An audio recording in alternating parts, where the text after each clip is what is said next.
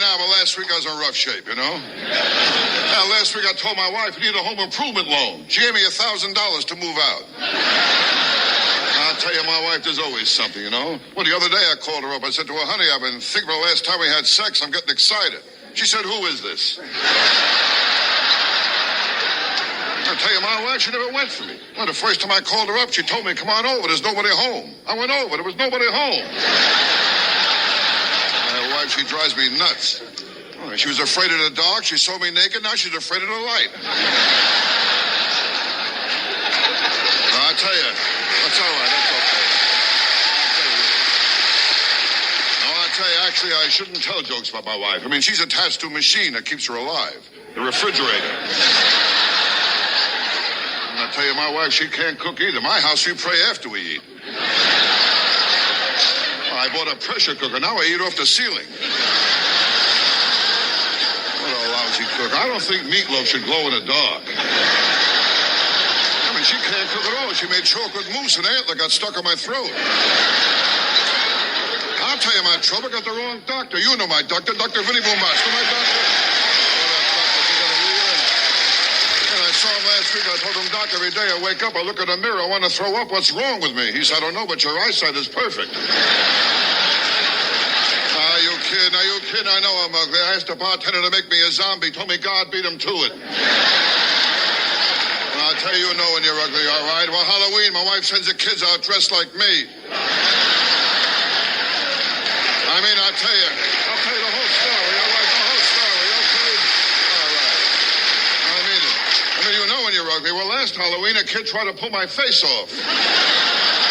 And my kids, they flip a coin to see who has to kiss me goodnight. And I was an ugly kid, too. I told my old man, never took me to the zoo. He said, if they want you, they'll come and get you. Well, that's the story of my life. No respect. I don't get no respect.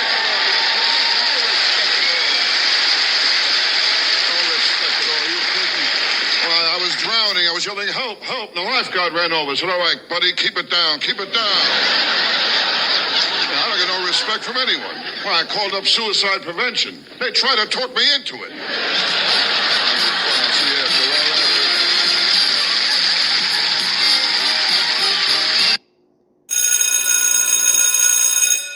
Good morning. It is Saturday, May the 20th, and this is The True Conservative. Welcome to all the butchers, bakers, and candlestick makers out there. I'm Ron, your host, and the only true conservative in the United States today.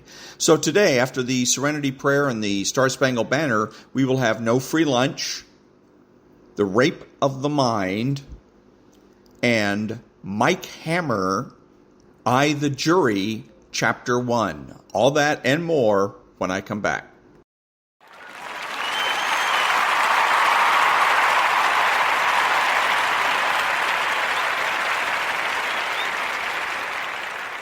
God, grant me the serenity to accept the things I cannot change, the courage to change the things I can, and the wisdom to know the difference. Amen. Ladies and gentlemen, please remain standing and remove your hats for the national anthem of the United States of America.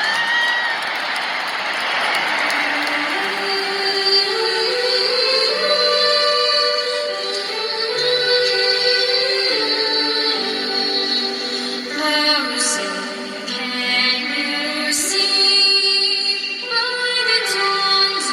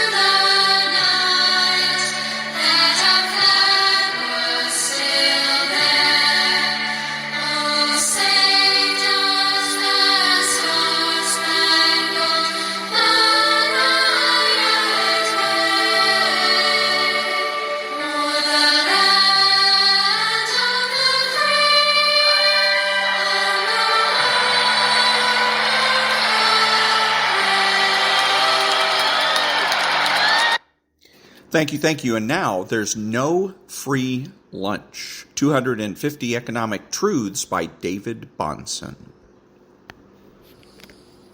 The division of labor made possible enormous improvements in the efficiency and quality of production.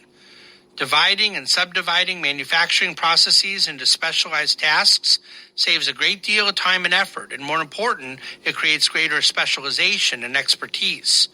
Rather than each man knowing a little about a lot, each man becomes an expert in something in particular and sells his expertise to others in return for money or someone else's expertise.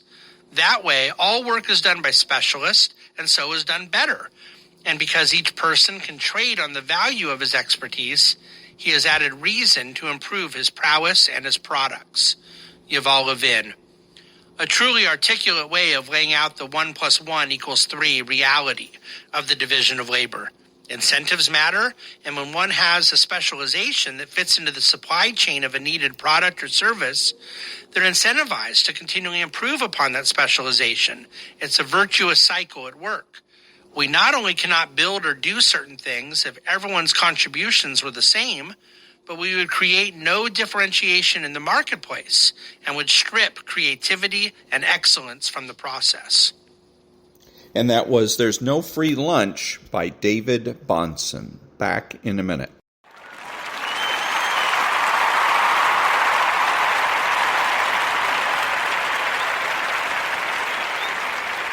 Thank you. Who is the true conservative? He is the person that understands that conservatism is not just about politics, but culture as well. He is not selfish, but minds his own business. He acts like an adult. He is patriotic and uses common sense. He expresses what he knows and does so with absolute certainty. He makes judgments, refuses to speculate, speaks clearly and definitively, and is not afraid to say no. He's open-minded, asking why rather than why not. He is consistent, credible, and influential, not ashamed of his existence, unafraid to learn or correct his mistakes. He's a normal American, and he is better than the socialist. He's a better friend, father, brother, family member, and a better person, period. You have to know that. If you don't know with every fiber of your being that being a true conservative is best, then you're wasting your time. Back in a minute.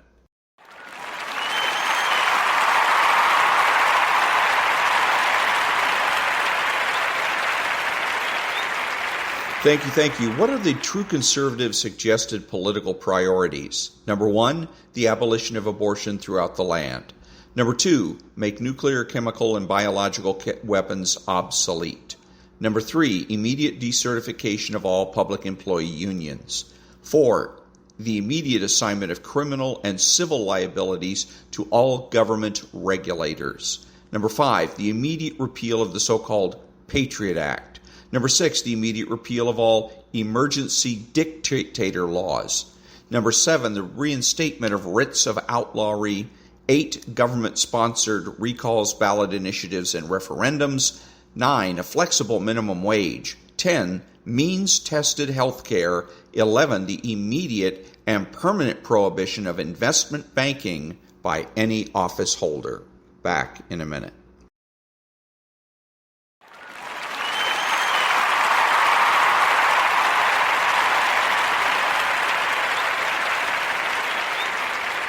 Thank you. And now, the rape of the mind.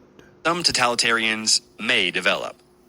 Increasing attention has been given to the various psychological motivations leading to political extremism and a totalitarian mentality in men and women who have been brought up in a democratic atmosphere, but who have voluntarily chosen to associate themselves with some totalitarian ideology.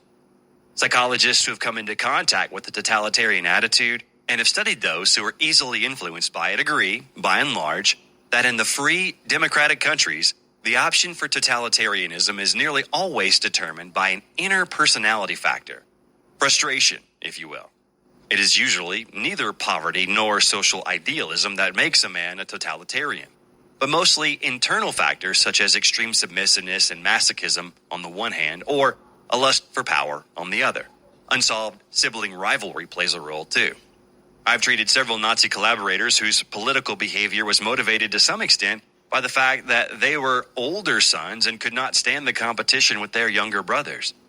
All these factors help to explain why the totalitarians everywhere can use their propaganda of violence to exploit resentment, hatred, racialism, and political fury. They know that they only have to play on these immature feelings of deprivation and dissatisfaction to bring people under a spell. In my own experience, I have been amazed to see how unrealistic are the bases for political opinion in general. Only rarely have I found a person who has chosen any particular political party, democratic or totalitarian, through study and comparison of principles. Too often, man's choice of his political affiliation is determined by apathy, by family tradition, by hope for financial gain, or by other irrelevant factors. It is this lack of rational motivation that can make men more susceptible to totalitarian blandishments, even in a democratic community. I remember very clearly, for example, a Dutch physician with whom I went to medical school. He fell in love with the daughter of a communist and eventually married her. At first, he was disturbed by the conflict between his principles and his adoration, but gradually his principles gave in and he started to justify the party line. Later on, I met him from time to time. He was an excellent doctor and a jovial fellow, and he took our half-serious quips about his politics in good part, but the moment we began a really serious discussion, he crouched in his official defensive corner and became a different man. Sour, mechanical, handing out ready-made arguments. During the war, I met him frequently in the course of our common underground work. He had been completely dazed by Stalin's pact with the Nazis, but the moment Russia was invaded and became an ally, he started his aggressive robotism again.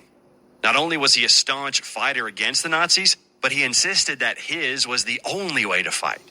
He lost his life on a dangerous mission for the underground, and I always had the feeling that it was in a way welcome to his latent suicidal feelings.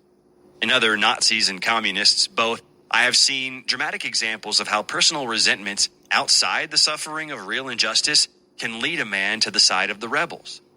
Some of these people were the type who simply submitted passively to a movement stronger than themselves.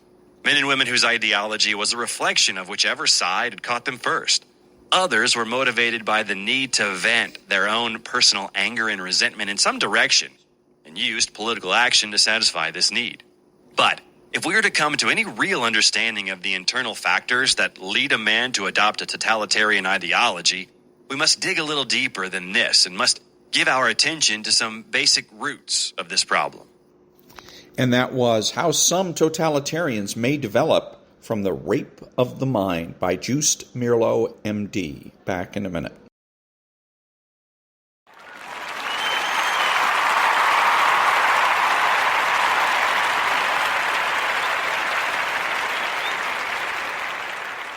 Thank you. And now, I, the Jury by Mickey-Spillane. Mickey-Spillane was one of Ayn Rand's favorite authors.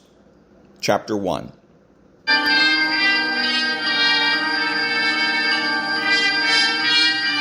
Simon & Schuster Audio presents I, the Jury by Mickey-Spillane. Read by Mike Dennis.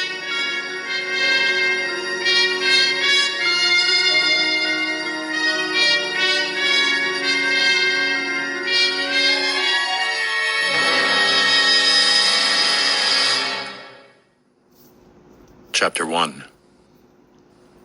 I shook the rain from my hat and walked into the room. Nobody said a word. They stepped back politely, and I could feel their eyes on me. Pat Chambers was standing by the door to the bedroom, trying to steady Myrna. The girl's body was racking with dry sobs. I walked over and put my arms around her. "Take it easy, kid," I told her. "Come on over here and lie down." I led her to a studio couch that was against the far wall and sat her down. She was in pretty bad shape. One of the uniformed cops put a pillow down for her, and she stretched out. Pat motioned me over to him and pointed to the bedroom. "In there, Mike," he said. In there. The words hit me hard. In there was my best friend lying on the floor, dead. The body. Now I could call it that. Yesterday, it was Jack Williams, The guy that shared the same mud bed with me through 2 years of warfare in the stinking slime of the jungle. Jack, the guy who said he'd give his right arm for a friend, and did, when he stopped the bastard of a Jap from slitting me in two. He caught the bayonet in the biceps, and they amputated his arm. Pat didn't say a word. He let me uncover the body and feel the cold face. For the first time in my life, I felt like crying. Where did he get it, Pat? In the stomach. Better not look at it. The killer carved the nose off a .45 and gave it to him low. I threw back the sheet anyway, and a curse caught in my throat. Jack was in shorts, his one hand still clutching his belly in agony. The bullet went in clean, but where it came out, left a hole big enough to cram a fist into. Very gently, I pulled the sheet back and stood up. It wasn't a complicated setup. A trail of blood led from the table beside the bed to where Jack's artificial arm lay. Under him, the throw rug was ruffled and twisted. He had tried to drag himself along with his one arm, but never reached what he was after. His police positive, still in the holster, was looped over the back of the chair. That was what he wanted. With a slug in his gut, he never gave up. I pointed to the rocker, overbalanced under the weight of the .38. Did you move the chair, Pat? No, why? It doesn't belong there, don't you see? Pat looked puzzled. Well, what are you getting at? That chair was over there by the bed. I've been here often enough to remember that much. After the killer shot Jack, he pulled himself toward the chair. But the killer didn't leave after the shooting. He stood here and watched him grovel on the floor in agony. Jack was after that gun, but he never reached it. He could have if the killer didn't move it. The trigger-happy bastard must have stood by the door laughing while Jack tried to make his last play. He kept pulling the chair back, inch by inch, until Jack gave up. Tormenting a guy who's been through all sorts of hell. Laughing. This was no ordinary murder, Pat. It's as cold-blooded and as deliberate as I ever saw one. I'm gonna get the one that did this. You dealing yourself in, Mike? I'm in. What did you expect? You're gonna have to go easy. Fast, Pat. From now on, it's a race. I want the killer for myself. We'll work together as usual, but in the home stretch, I'm gonna pull the trigger. No, Mike, it can't be that way. You know it. Okay, Pat, I told him. You have a job to do, but so have I. Jack was about the best friend I ever had. We lived together and fought together, and by Christ, I'm not letting the killer go through the tedious process of the law. You know what happens, damn it. They get the best lawyer there is and screw up the whole thing and wind up a hero. The dead can't speak for themselves. They can't tell what happened. How could Jack tell a jury what it was like to have his insides ripped out by a dum-dum? Nobody in the box would know how it felt to be dying or have your own killer laugh in your face. One arm. Hell, what does that mean? So he has the Purple Heart. But did they ever try dragging themselves across a floor to a gun with that one arm, their insides filling up with blood, so goddamn mad to be shot they'd do anything to reach the killer? No, damn it. A jury is cold and impartial like they're supposed to be, while some snotty lawyer makes them pour tears as he tells how his client was insane at the moment or had to shoot in self-defense. Swell. The law's fine, but this time I'm the law, and I'm not going to be cold and impartial. I'm going to remember all those things. I reached out and grabbed the lapels of his coat. And something more, Pat. I want you to hear every word I say. I want you to tell it to everyone you know. And when you tell it strong, because I mean every word of it. There are 10,000 mugs that hate me, and you know it. They hate me because if they mess with me, I shoot their damn heads off. I've done it, and I'll do it again. There was so much hate welled up inside me, I was ready to blow up, but I turned and looked down at what was once Jack. Right then, I felt like saying a prayer, but I was too mad. Jack, you're dead now. You can't hear me anymore. Oh, maybe you can. I hope so. I want you to hear what I'm about to say. You've known me a long time, Jack. My word is good just as long as I live. I'm gonna get the louse that killed you. He won't sit in the chair. He won't hang. He will die exactly as you died. with a .45 slug in the gut, just a little below the belly button. No matter who it is, Jack, I'll get the one. Remember, no matter who it is, I promise. When I looked up, Pat was staring at me strangely. He shook his head. I knew what he was thinking. Mike, lay off. For God's sake, don't go off half-cocked about this. I know you too well. You'll start shooting up anyone connected with this and get in a jam you'll never get out of. I'm over it now, Pat. Don't get excited. From now on, I'm after one thing. The killer. You're a cop, Pat. You're tied down by rules and regulations. There's someone over you. I'm alone. I can slap someone in the puss and they can't do a damn thing. No one can kick me out of my job. Maybe there's nobody to put up a huge fuss if I get gunned down. But then, I still have a private cop's license with the privilege to pack a rod, and they're afraid of me. I hate hard, Pat. When I latch on to the one behind this, they're gonna wish they hadn't started it. Someday, before long, I'm gonna have my rod in my mitt and the killer in front of me. I'm gonna watch the killer's face. I'm gonna plunk one right in his gut, and when he's dying on the floor, I may kick his teeth out. You couldn't do that. You have to follow the book because you're a captain of homicide. Maybe the killer will wind up in the chair. You'd be satisfied, but I wouldn't. It's too easy. That killer is going down like Jack did. There was nothing more to say. I could see by the set of Pat's jaw that he wasn't going to try to talk me out of it. All he could do was to try to beat me to him and take it from there. We walked out of the room together. The coroner's men had arrived and were ready to carry the body away. I didn't want Myrna to see that. I sat down on the couch beside her and let her sob on my shoulder. That way, I managed to shield her from the sight of her fiancé being carted off in a wicker basket. She was a good kid. 4 years ago, when Jack was on the force, he had grabbed her as she was about to do a Dutch over the Brooklyn Bridge. She was a wreck then. Dope had eaten her nerve ends raw, but he had taken her to his house and paid for a full treatment until she was normal. For the both of them, it had been a love that blossomed into a beautiful thing. If it weren't for the war, they would have been married long ago. When Jack came back with one arm, it had made no difference. He no longer was a cop, but his heart was with the force. She had loved him before, and she still loved him. Jack wanted her to give up her job, but Myrna persuaded him to let her hold it until he really got settled. It was tough for a man with one arm to find employment, but he had many friends. Before long, he was part of the investigating staff of an insurance company. It had to be police work. For Jack, there was nothing else. Then they were happy. Then they were going to be married. Now, this. Pat tapped me on the shoulder. There's a car waiting downstairs to take her home. I rose and took her by the hand. Come on, kid. There's no more you can do. Let's go. She didn't say a word, but stood up silently and let a cop steer her out the door. I turned to Pat. Where do we start? I asked him. Well, I'll give you as much as I know. See what you can add to it. You and Jack were great buddies. It might be that you can add something that will make some sense. Inwardly, I wondered. Jack was such a straight guy that he never made an enemy, even while on the force. Since he'd gotten back, his work with the insurance company was pretty routine. But maybe an angle there, though. Jack threw a party last night, Pat went on.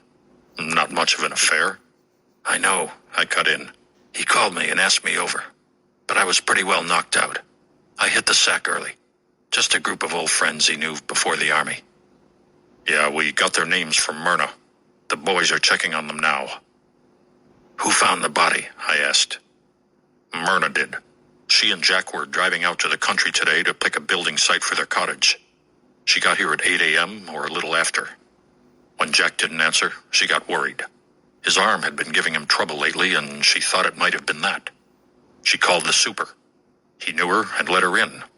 When she screamed, the super came running back and called us. Right after I got the story about the party from her, she broke down completely. Then I called you.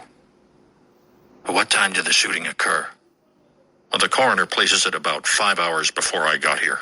That would make it about 3:15. When I get an autopsy report, we may be able to narrow it down even further. Anyone hear a shot? Nope. It probably was a silenced gun.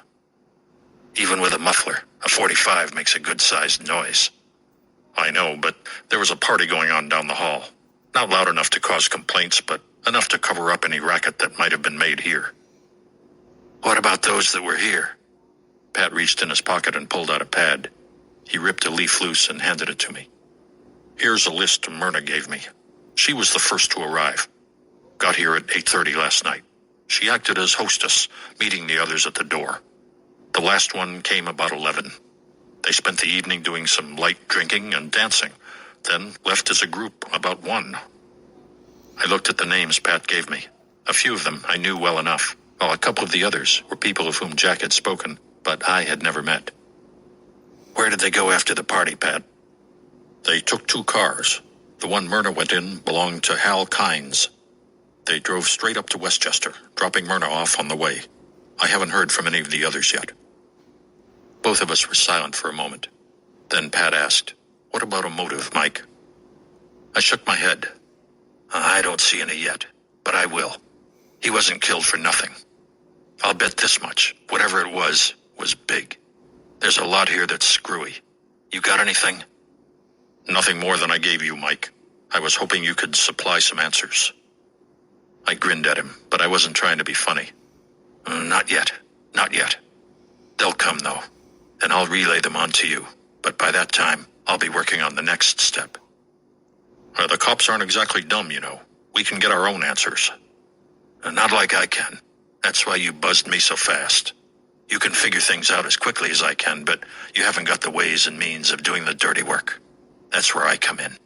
You'll be right behind me every inch of the way, but when the pinch comes, I'll get shoved aside and you slap the cuffs on. That is, if you can shove me aside. I don't think you can. Okay, Mike, call it your own way. I want you in all right, but I want the killer too. Don't forget that. I'll be trying to beat you to him. We have every scientific facility at our disposal and a lot of men to do the legwork. We're not short in brains either, he reminded me. Don't worry, I don't underrate the cops, but cops can't break a guy's arm to make him talk, and they can't shove his teeth in with the muzzle of a .45 to remind him that you aren't fooling. I do my own legwork, and there are a lot of guys who will tell me what I want to know because they know what I'll do to them if they don't. My staff is strictly ex officio, but very practical.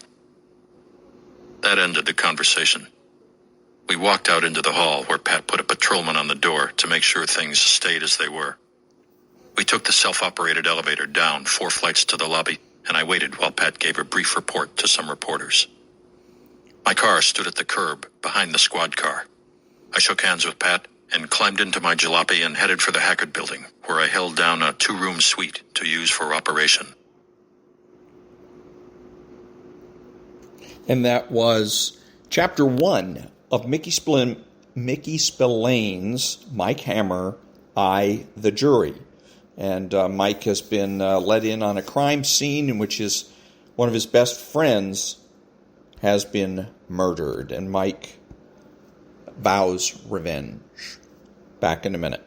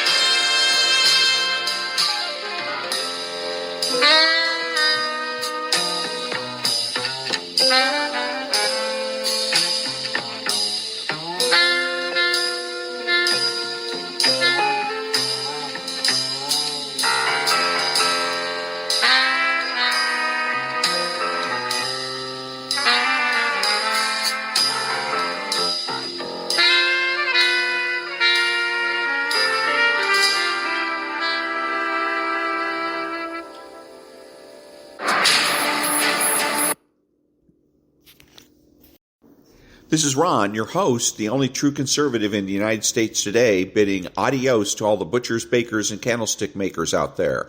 So I'm reminding you that the left has no authority, no power, and they can't win.